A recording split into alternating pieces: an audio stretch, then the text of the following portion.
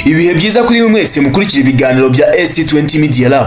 By'umwihariko mwe mutajya mucikwa n'akanya kahariwe ikiganiro tugane siyanse ndetse n'ikiganiro inkuru mu binyamakuru. Ariko se uretse gato, waruzi ko hari ibihugu kumara ibiryo ku isahani bifatwa nk'ikizira? Uti gute rero? Reka tubivuge. Mbibutse ko cyari ikiganiro inkuru mu binyamakuru mugezweho nanjye Steven ST20 kuri Mataba Empire. By'umwihariko reka tugaruke muri iyi nkuru yagarutsweho n'ibinyamakuru bitandukanye birangajwe imbere na igihe.com yasohotswe ku itariki 17 z'ukwa gatatu 2026.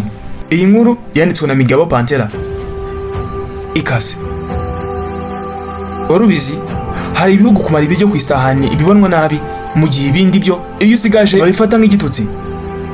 Aha ni nk'umunyarwanda yahereye agira ati agahugu umuco akandi umuco.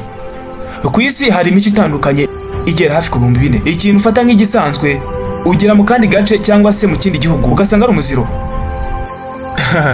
Niba ari gutya bimeze, ni gute twisanze ahantu? Ese wakwemera ko no gusigaza ibiryo bifatwa mu buryo butandukanye bitewe n'umuco w'ahantu? Reka mubwire ibihugu utazigera kumara ibiryo ku isahane nubisura, maze nyuma umubwira aho ugomba kubimaraho ukanakomba isahane bibaye ngombwa. Birumvikana ko ufite amatsiko. Mu bihugu bimwe na bimwe byo muri Aziya nk'Ubushinwa n'Ubuyapani, iyo umaze ibiryo ku isahane babifata nka udahaze.